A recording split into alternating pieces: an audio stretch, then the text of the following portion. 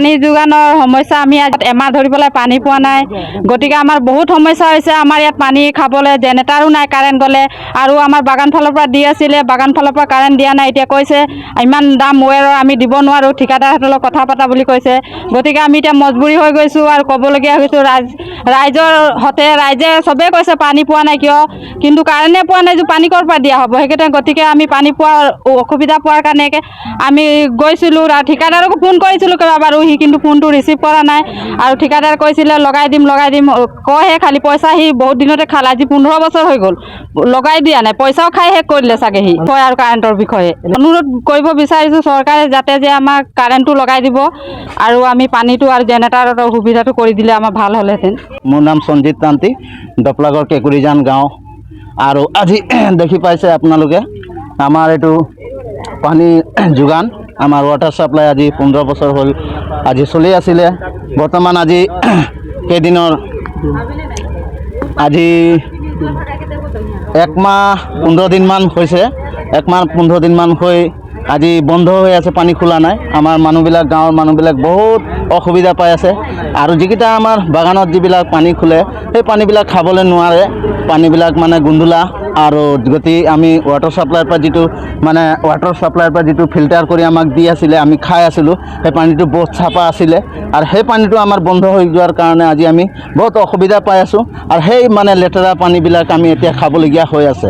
পানী যোগান দিছে, সেই চৰকাৰৰ পানী যোগানটো আমি ভালদৰে পাওঁ। তো আমাক এই ট্ৰান্সফাৰ্মাৰ আৰু কিবা বৰ্ড চৰ্ড বনাই ৰাখিছে, যি ঠিকাদাৰে আধা কাম কৰি দেখিলে যে সেই কামটো আহি পেলাই কৰি আছিলে, তেতিয়া আমাৰ কোম্পানীৰ ফালেদি যিটো কাৰেণ্ট আছিলে, সেই কাৰেণ্টটো চলি আছিলে।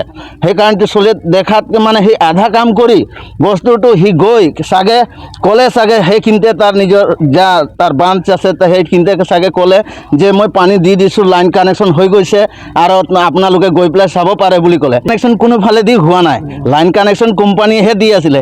সি চাগে সেই তেনেকুৱা কৰি সেই টকা পইচা কেইজন বৈ কৰি আজি আধা কাম কৰি এই বস্তুখন মানে ড্ৰপ কৰি ৰাখিছে। আৰু এতিয়ালৈকে সেই বস্তুটো আমাৰ যিটো কোম্পানীৰ পৰা যিটো লাইন আহি আছিলে, সেই লাইনটো এতিয়া বৰ্তমান জ্বলি যোৱাৰ ৱেৰ কেইজন জ্বলি গ'ল, কিবা হৈ গ'ল।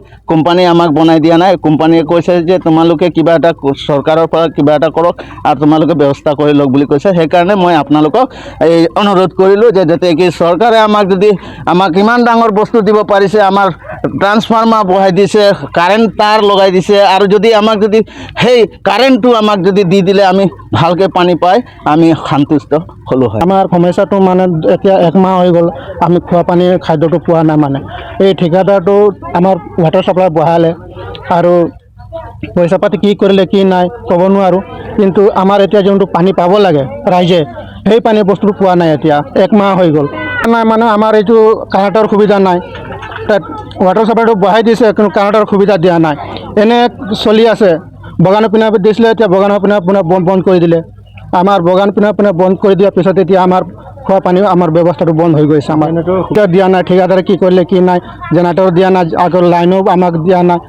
সেই সুবিধাটো আমাক মানে চৰকাৰে যাতে কৰি দিয়ক, তাৰ কাৰণে অনুৰোধ কৰিছোঁ আমি।